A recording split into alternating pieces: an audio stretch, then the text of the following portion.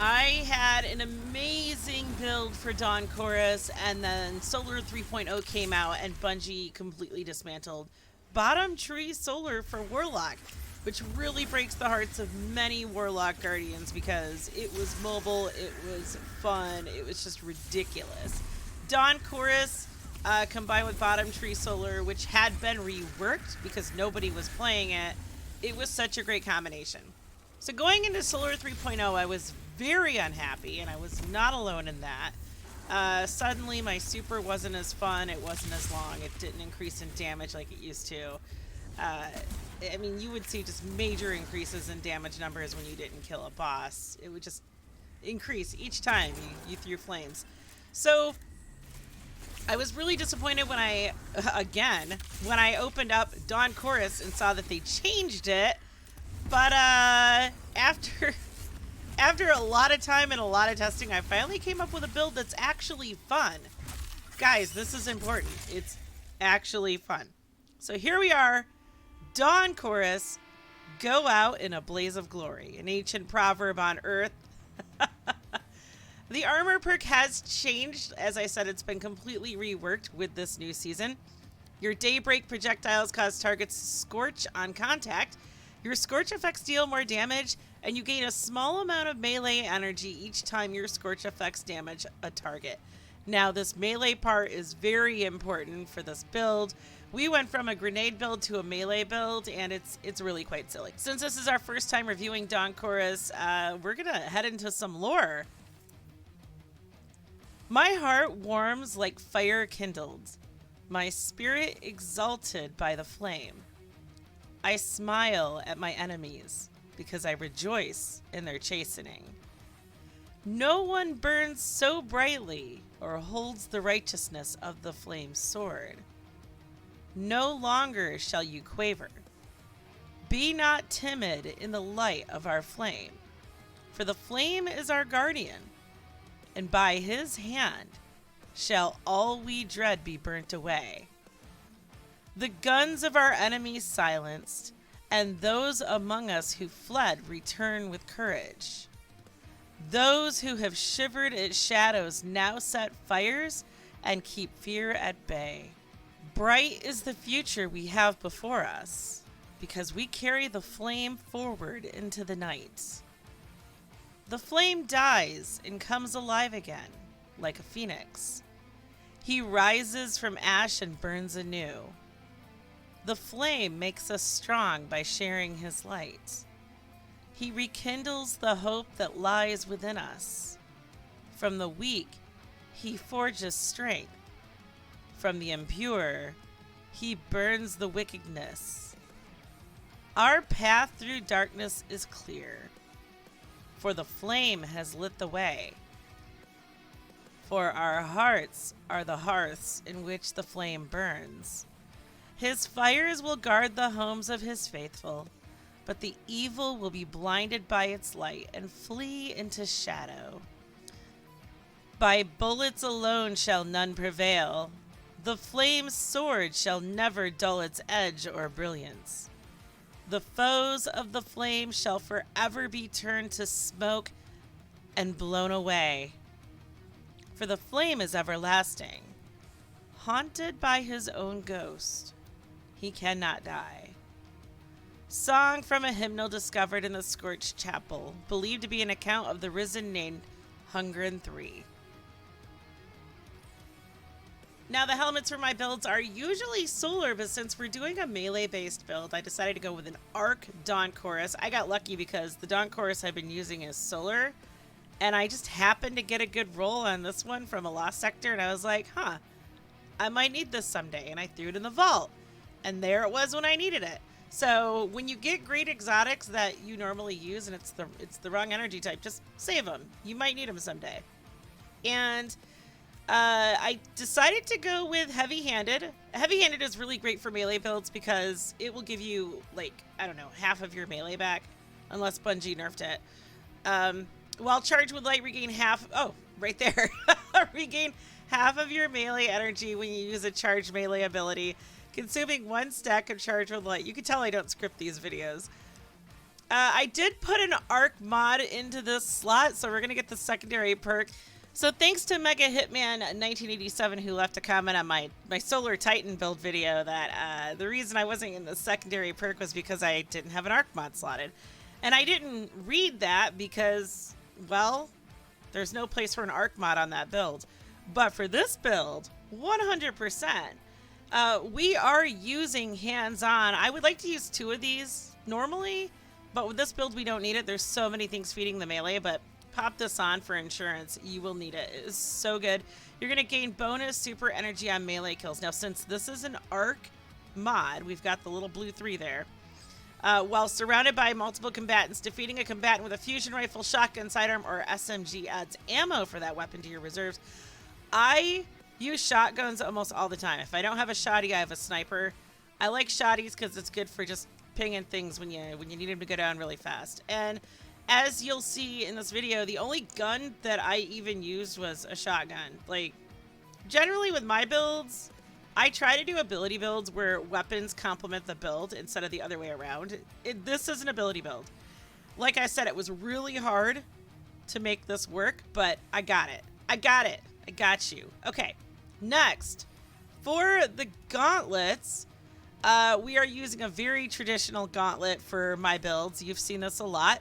I'm using double impact induction. Causing damage with a melee attack reduces your grenade cooldown. This does not have to be a charged melee. It can be any melee. Just go smack something in the face. You'll get a little bit of grenade energy.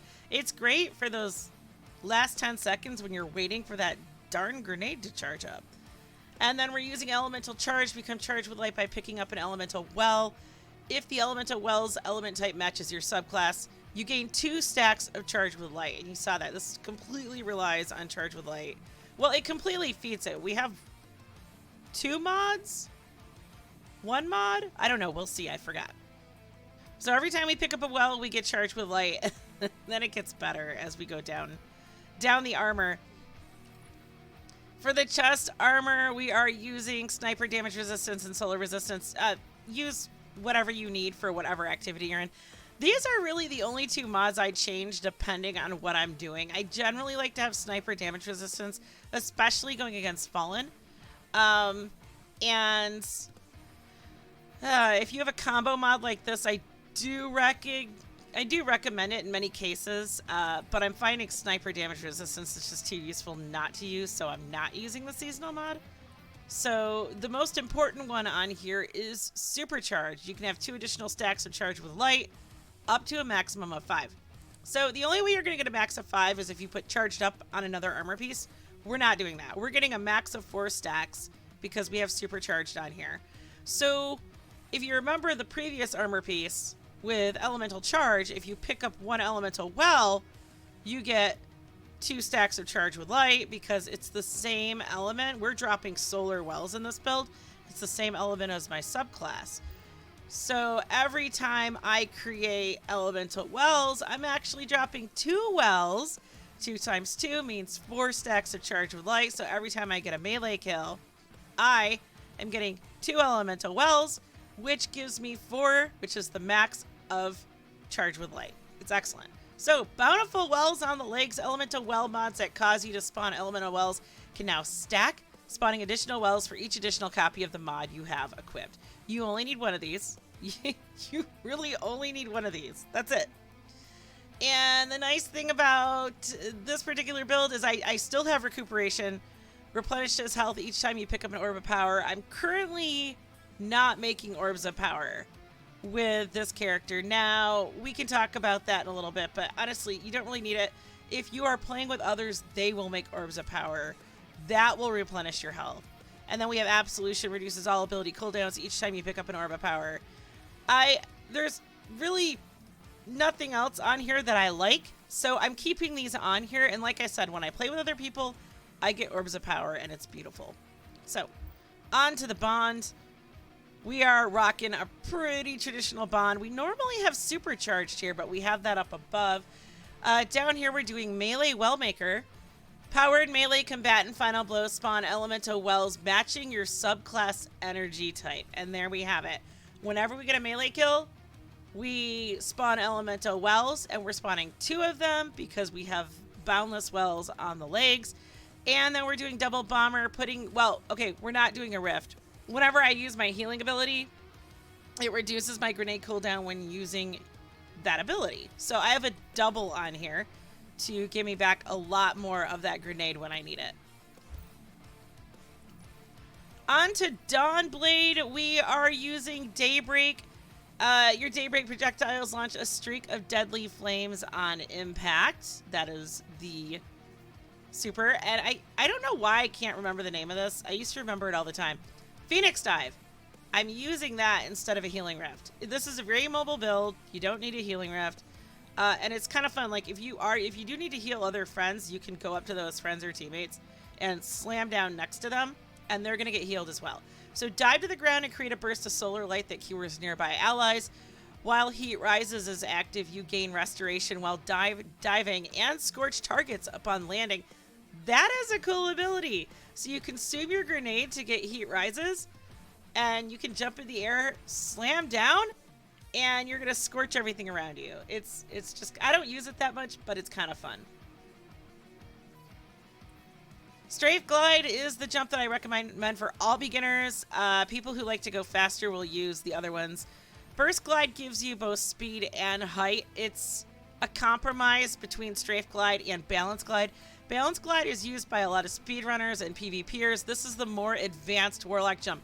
If you hate Warlock jumping and you think it's the worst in the game, don't use Balance Glide. Seriously, switch to Strafe Glide. I've helped a lot of Titan mains and Hunter mains who just could not cope get through jump puzzles and raids by switching to Strafe Glide. This is a point-and-click adventure. You jump, you can jump cancel just like you do with Titan, and you will go exactly where you point. Unlike the other ones, which require a little bit more jump canceling, especially Balance Glide. Incinerator Snap. This is the new melee. They got rid of the other melees, and this is the thing. Snap your fingers to create a fan of burning sparks and explode and scorch targets. I wish they would have left the other ones so you could choose between them, just because it's nice to have options, but this is actually a pretty cool melee. So Scorch, this is important. The target is singed by destructive solar light, taking damage over time. Scorch damage increases as the target accumulates more Scorch stacks. After enough Scorch stacks are applied to the target, they ignite. So ignition, a large solar explosion which deals damage in an area around the target. We like explosions. We always have liked explosions. This is not an explosion build, but we'll take them when we can get them.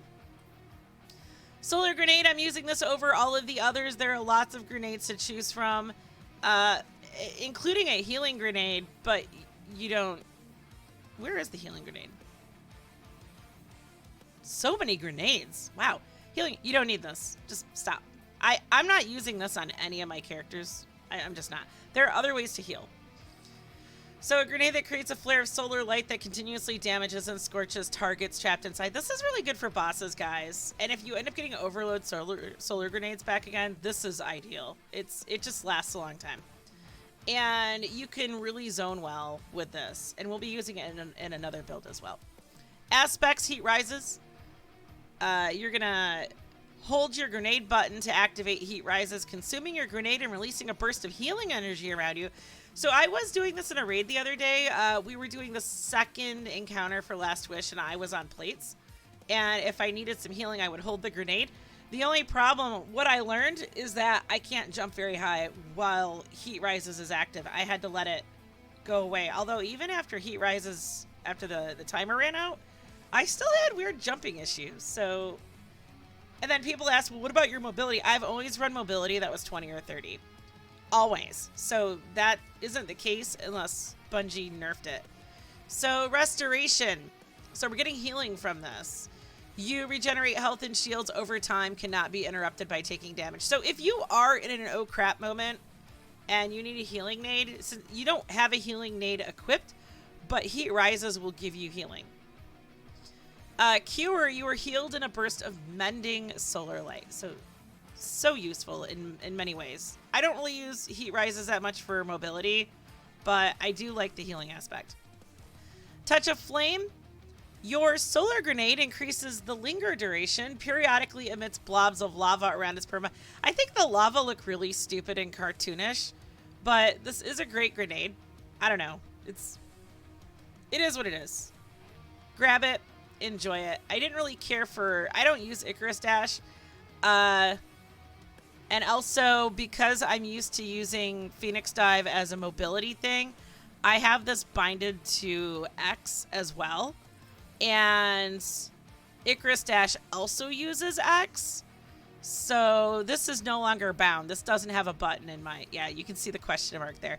If I use this, I would have to rebind X. But I've been using this for years as a mobility thing, not as a class ability. So this is new as a class ability. So if you like Icarus Dash and you want to swap one of these out, swap out Touch of Flame and use Icarus Dash. Now onto the fragments. We are starting with Ember of Ashes. This is applying Scorch and Ignition. Well, it doesn't. It actually applies more Scorch stacks to targets. And of course, once you get enough stacks, they ignite. Ember of Searing. Defeating Scorch targets grants melee energy. This is 100% necessary. Ember of Tempering. Solar Weapon Final Blows grant you and your allies increased recovery for a short duration. Stacks 3 times. While Ember of Tempering is active, your weapons have increased airborne effectiveness. Now, I have been using Sunshot with this a lot lately. I don't think I have a solar weapon on right now. It doesn't really matter. Ember of Torches, powered... I mean, hold on. It doesn't matter, like, that I carry a solar weapon because the only thing that I use in the world is, in the regular world, is a shotgun. Like, you don't need the other weapons because you have abilities all the time.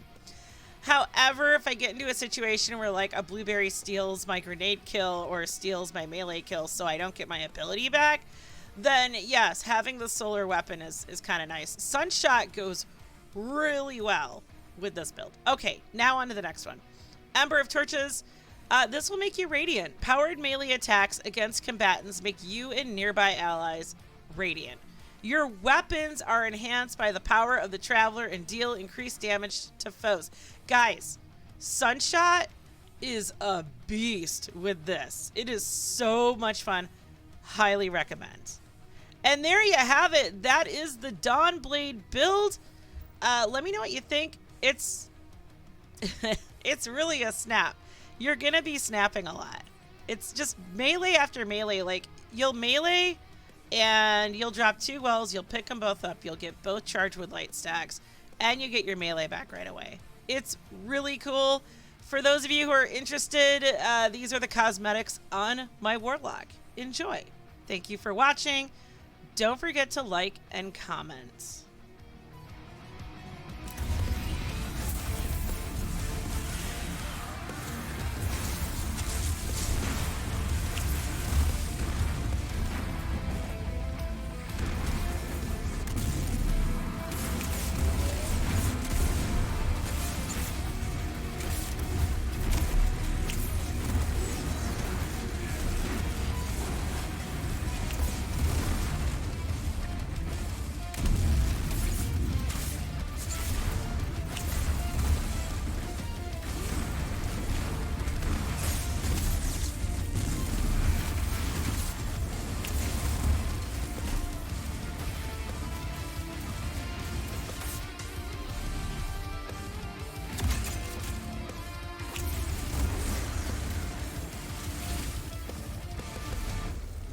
If you'd like to support this channel, liking and commenting on the videos tells YouTube to share these videos with others who may find them useful.